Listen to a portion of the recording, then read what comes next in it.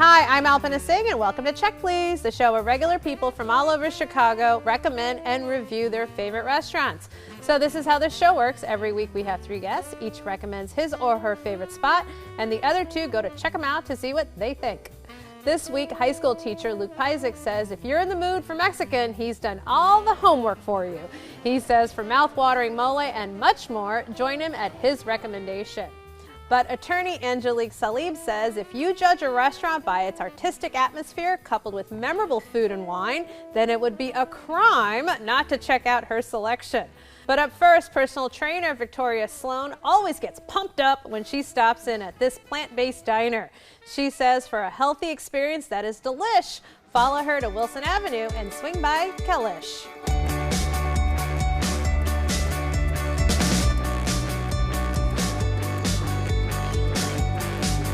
They should expect wonderful, delicious, indulgent diner food, comfort food, things that they're familiar with, and unexpectedly it happens to be plant-based. Everything that we have here is made from, it grew from seeds, so there's absolutely no animal products. All of our ingredients are plant-based. When we first opened 2 years ago, it was mostly vegans, and I would say that by now about 75% of our clientele is they're omnivores. So people come in here just for the food because it's good food. I feel so grateful. I feel just so excited that people are willing to be open enough to try something new and to enjoy it, and that I've created it. That this is something that I've been wanting to do for such a long time, and it finally came true. So Victoria, you say that Kall'ish is vegan at its very finest. Tell us why you chose it. Yes, there aren't many vegan places in the city that offer what Kall'ish offers. Actually, before we start, tell us what is vegan. Yes, so being vegan means that you eat a cuisine that has no dairy, no meat or animal byproducts. For example, no eggs, no milk, no cream, no butter. See, even you missed the butter. Yeah, oh yes, I missed the butter. And there are great alternatives. So I can imagine it must be very difficult for you to find a restaurant to find something to eat. Yes. So an all vegan enterprise, you're like, I can have all of this. Yes, I can have everything. I can have dessert. I can have, whatever is on the menu. Anything, nothing is off limits, which is so refreshing. And you know, I think when people have the idea of like, oh, you're vegan, what do you eat? Like, you must eat twigs and berries. And I mean, in this day and age, being vegan probably 30 years ago was so much harder than it is to be vegan right now. But when there's a restaurant that opens up where you could get vegan fast food, like you can go in and get a burger and fries in 10 minutes and take it and go, that's incredible. You know, you don't have to sit down and have this intense dining experience. If you want some wings, like there's a place to go to and you can have some wings. Luke, what'd you think of your experience? I had a good time there. It was like, I feel like when you go to a place that does vegan or vegetarian food, you know, oftentimes I find myself just really wanting classic vegetable flavors, you know, and this is not really what they aim to do. Yeah. You know, they're giving you classic comfort diner food. Yeah. You're not getting bacon, you're getting the fakin'. That's right. That's right, yeah. And I think that what they do well there in terms of that classic diner food or comfort food is that they do deliver the flavors. Like the flavors are definitely on point. So give us some examples of these sort of classic diner dishes. Chicken sandwich, right? So like they have, I think one of the things they're better known for is this chicken sandwich that you can get in a kind of a variety of styles. Yeah, different sauces. Right. So I had the buffalo chicken sandwich, which is I think seitan. Yep. And a nice buffalo sauce on it, very tangy. And I also had the Bad Ats burger. Yep. It's a classic bacon cheeseburger flavor. You know, I was a little nervous going in. I'm used to the traditional vegan type food like falafel and vegetable-based dishes, so I was nervous. Right. So I had the woodland burger, and I also tried the chicken and waffles, and also the Mayan fish tacos. What'd you think of everything? I found that the things like the fries and the potatoes and the rice, those were very flavorful, really good. And I think for being vegan, it was excellent. The chicken, I was expecting, obviously, more of a chicken. The texture and the color. But I'm curious, how are the tacos with fish? Like, I'm curious about vegan fish. Yeah. I think it was a heart of palm. I'm not quite sure what it was, but all the traditional, you know, the guac, the cilantro was all there. It was all good. Yeah. So I imagine you have a lot of favorites, but what are some of your go-to items? Yes, my go-tos are always the cluckers. The sweet and sticky cluckers are by far one of my favorite things there. The K-burger is so good. To make food that isn't dairy-based or meat-based taste good, like you don't miss that flavor, that's hard. That's a hard task. So let's talk about desserts. They have an awesome dessert selection. So are vegan desserts good? Yes, I think actually that's what they do out best. for you, yeah. That is the one thing that you can't tell. I don't think anybody's gonna mistake the burger for a real burger or the chicken sandwich for a real chicken sandwich. And I don't know that they're going out to do that Right, either. totally. Yeah. But the dessert you will not know that it's vegan. What did you get?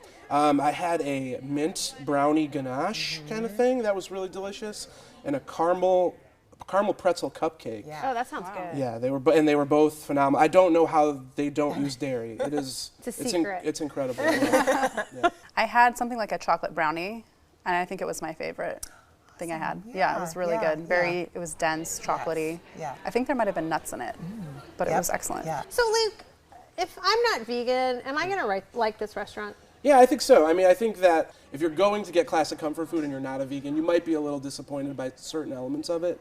But I do think that there's enough there to kind of bring you back. The desserts. The desserts. I think the desserts will bring you back. Yes. And also, I think, a lot of us are friends with vegans and vegetarians. Yeah. You know, it's not that odd to be vegan anymore. Right. You want to share a dining experience with them, and it's not always easy because you do go to a lot of restaurants and you can't have that shared experience. And I like to eat what other people are eating. Yeah.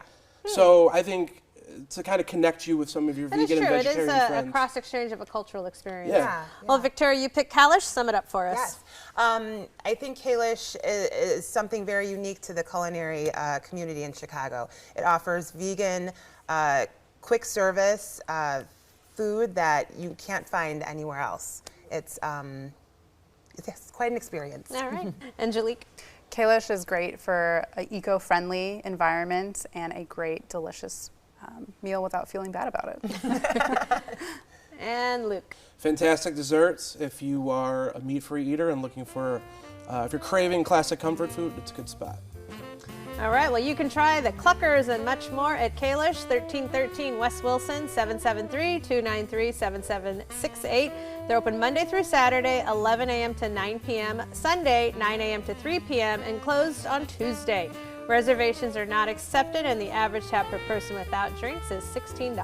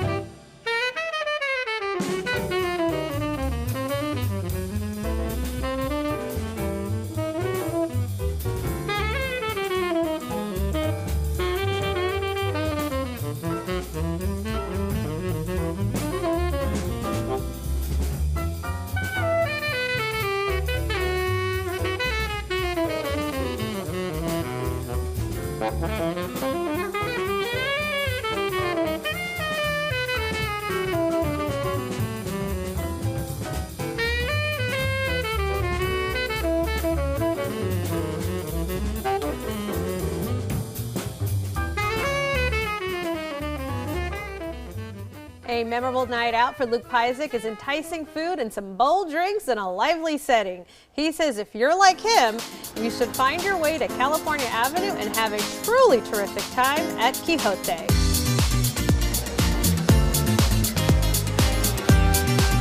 Somebody asked me, what cuisine would you eat for the rest of your life? Mexican, easily. And it just grew into a passion of mine.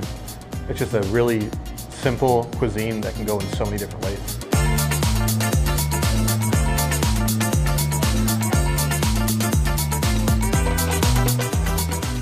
We have two very separate and very related cocktail programs here. One is for upstairs at Quiote. It's very refined, very elegant. And the entire thought process behind that is just to let the cuisine be the star of the show.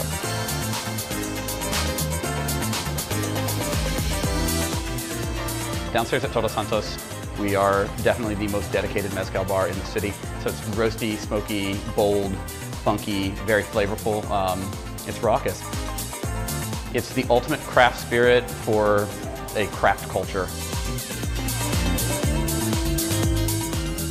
I think you definitely need to put out quality food, and I think it's only like our duty to do that, you know, give people quality and put passion behind it.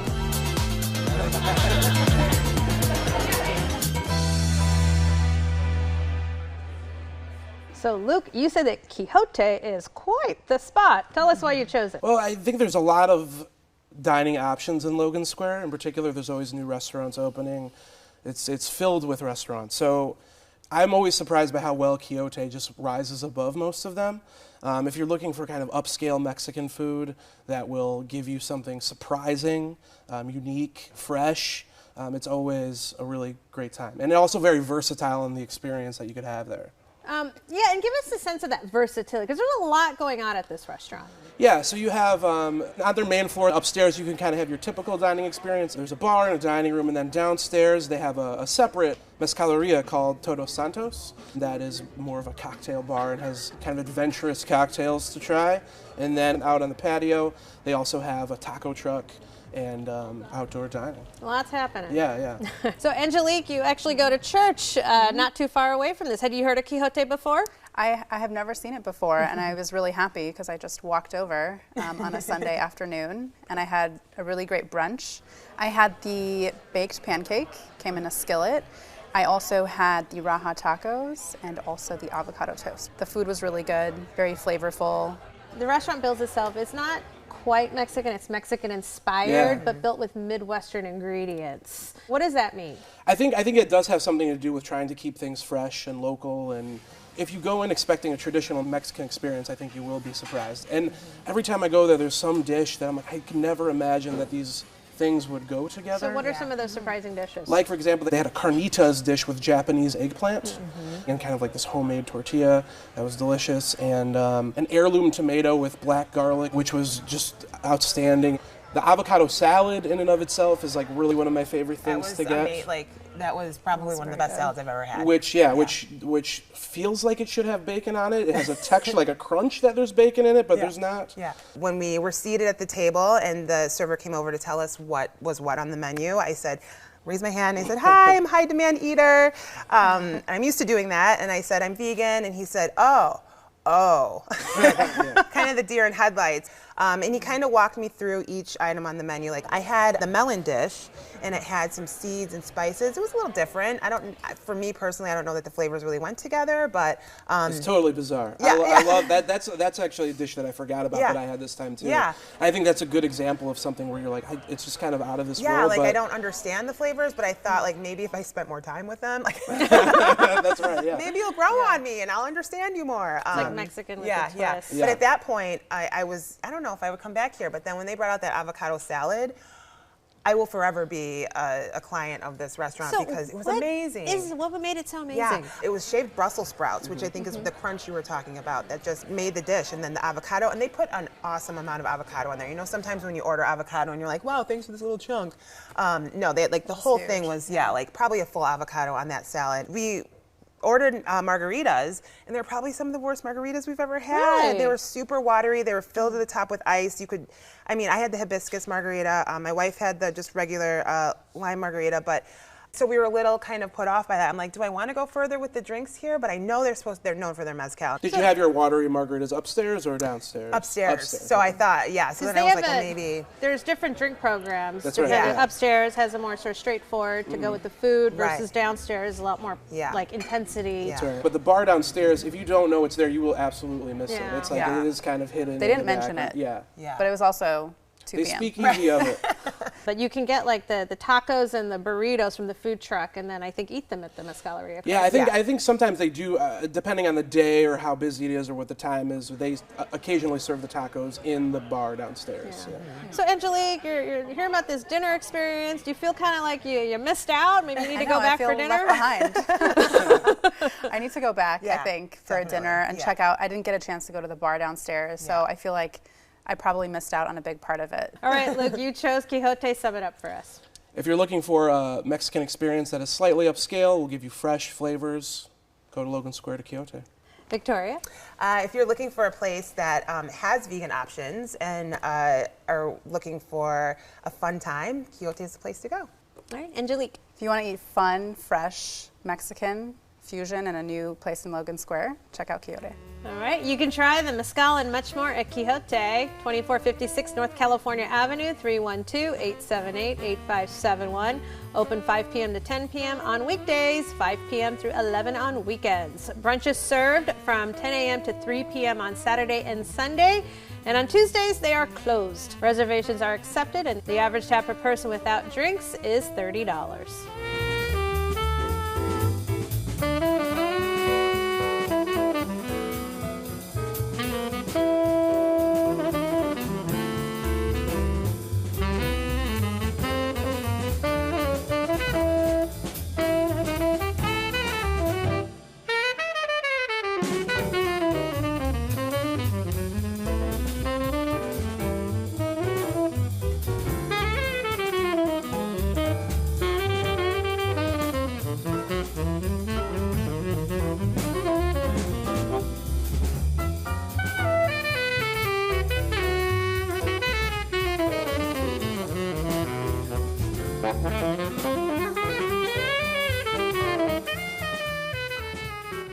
Angelique Salib says the second you walk into her favorite restaurant, you'll be blown away, she says. For a simply splendid night out in a lovely setting, just make your way to Randall Road and join her at Montarra Grill.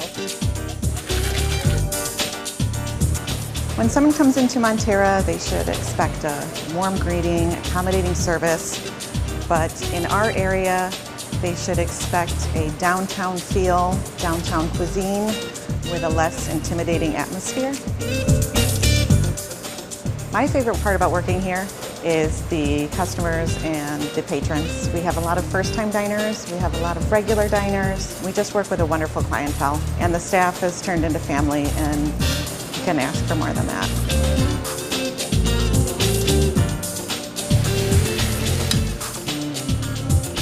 The cuisine at Montarra is considered contemporary American, but we do have a lot of international influence in our cuisine as well.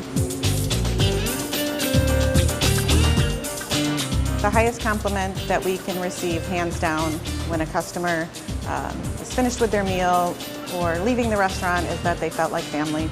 They felt well taken care of, and that they were spoiled for the evening.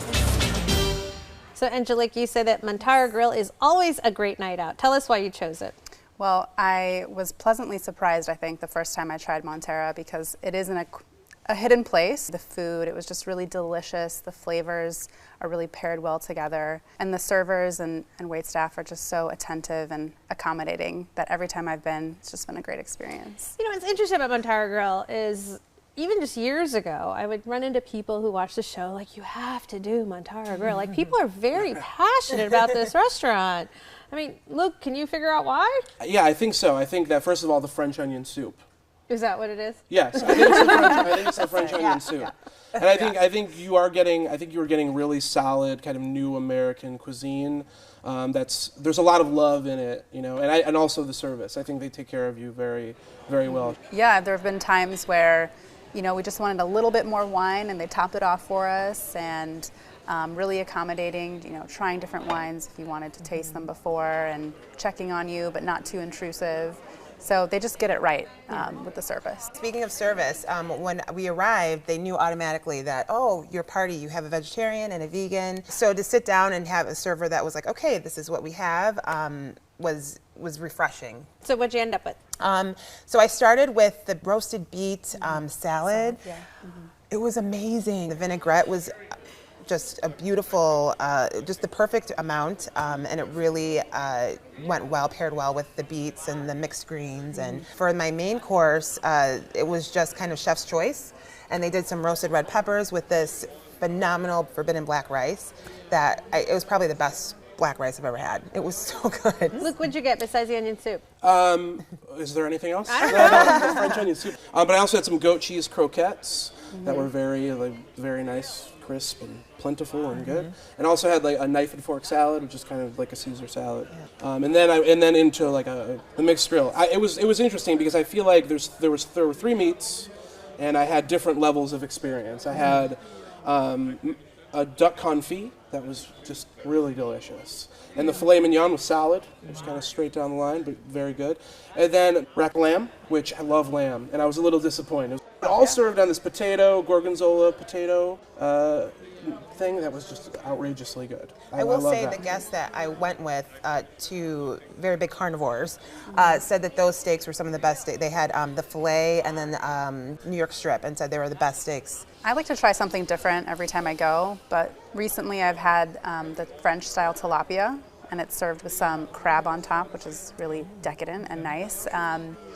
The French onion soup is also one of my favorites. It actually comes served in an onion, so it's almost like you're eating art. Yeah. It seems like the kind of place where people like keep going to celebrate their anniversaries and birthdays, but they go back year after year. And in fact, there's a table behind us that was celebrating their anniversary. Yeah. And they write in chocolate, happy anniversary on the plate for dessert. And people love that. It's very personal. Did you guys try the dessert? So I had the sorbet trio, and it was sorbet. It was good.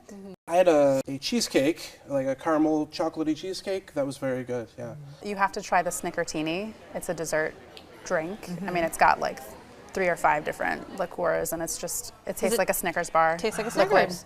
In liquid style. The presentation is very thoughtful, and it almost mimics the actual art in the restaurant.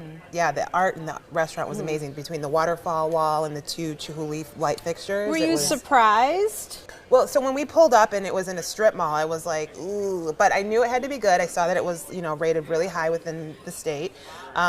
So I walked in, and it was, kind of like, this is gorgeous. They do a nice job of making you forget that it's in a strip mall. That it's in a strip mall, for sure. Yeah, with the lighting, and they kind of block out the windows in an elegant way that's not overdone. And it's transporting. Yes. Luke, was this your first time to Algonquin? It was my first time to Algonquin. I've never been to Algonquin. I didn't know how far it was. It's very far. And how did you find Algonquin? I was hoping I got there early because I wanted to kind of walk around Algonquin, but there was really nowhere to walk. It was really like a strip mall. So I don't feel like I found the real Algonquin. All right, Angelique, you chose Montarra Grill. Sum it up for us. If you're looking for great, delicious food with some artwork all around you and great service, head to Montarra. Luke? Definitely go for the French onion soup. And if you want a very solid, new American kind of steakhouse experience, it's a good spot. And Victoria? I think if you live out there, or if you know someone that lives out there, I think it's a great place to go for a really good, solid meal. Well, you can taste the French onion soup and much more at Montarra Grill, 1491 Randall Road in Algonquin. They're open Tuesday through Thursday, 4 p.m. to 9 p.m., Friday and Saturday, 4 p.m. to 10 p.m., and Sunday, 4 p.m. to 9 p.m., and they are closed on Mondays. Reservations are accepted, and the average tab per person without drinks is $50. So in this week's show, we featured Kall'ish in Uptown, Montarra Grill in Algonquin, and Quiote in Logan Square. Let's recap what our guests had to say.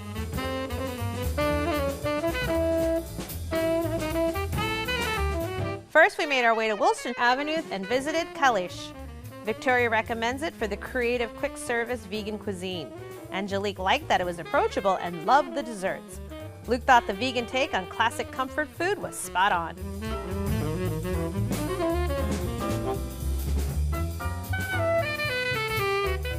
Next, we cruised down California and sat down at Quiote. Luke recommends it for the versatile Mexican experience with delicious cuisine. Victoria thought the food was good with the fun atmosphere, but would skip the margaritas. Angelique enjoyed the brunch selection and will go back for dinner.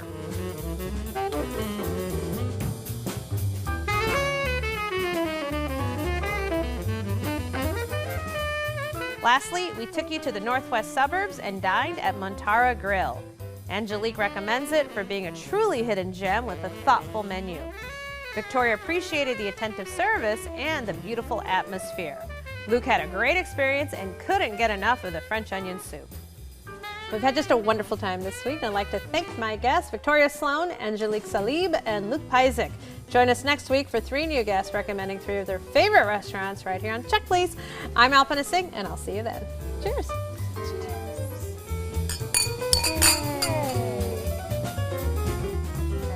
For more information about the restaurants featured on Check Please, go to WTTW.com/checkplease.